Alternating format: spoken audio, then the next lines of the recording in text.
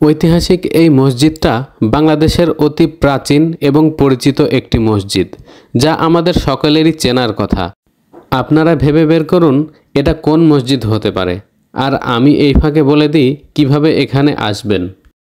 আপনি বাংলাদেশের যেই প্রান্ত থেকেই আসুন না কেন, আপনাকে প্রথমে আসতে হবে রাজশাহী অথবা নওগাঁ শহরে, কারণ মসজিদটি নওগাঁ রাজশাহী হাইওয়ের পাশেই অবস্থিত। নওগাঁ হতে রাজশাহী মহাসড়কের কুসুম্বা নামক মোড় থেকে মাত্র 400 মিটার পশ্চিমে এই মসজিদটির অবস্থান।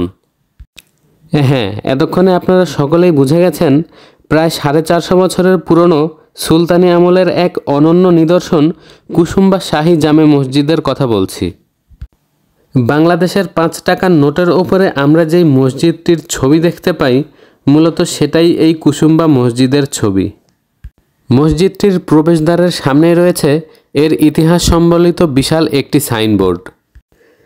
1558 থেকে 1570 সালের মধ্যে এই মসজিদটি নির্মাণ হয়েছে বলে উল্লেখ করা রয়েছে এই সাইনবোর্ডে। ইতিহাস থেকে জানা যায় বাদশাহ আলাউদ্দিন এই মসজিদটির নির্মাণ কাজ শুরু করেন।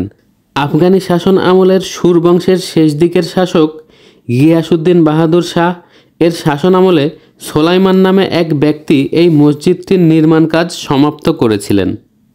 বাদশাহ আলাউদ্দিনের স্ত্রী কুসুম্বা বিবির নাম অনুসারে এই মসজিদটির নামকরণ করা হয় কুসুম্বা মসজিদ।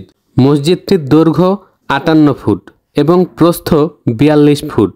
মসজিদের ওপরে 2টি সারিতে 6টি গোলাকার গম্বুজ রয়েছে। মসজিদের একটি বিশেষত্ব হল এর চারিদিকে ইটের প্রাচীরে ঘেরা হলেও মসজিদটির মূল কাঠামো পুরোটাই পাথর দিয়ে তৈরি। মসজিদটির দেয়ালের গায়ে রয়েছে বিভিন্ন ধরনের লতাপাতার নকশা খোদাই করা। মসজিদটির সামনে প্রায় 77 বিঘা জমির ওপরে রয়েছে একটি সুবিশাল দিঘি। দিঘিতে রয়েছে সুন্দর পরিচ্ছন্ন একটি শান বাঁধানো ঘাট, যেখানে বেড়াতে এসে অনেক দর্শনার্থী দিঘির শীতল জলে গোসল করে।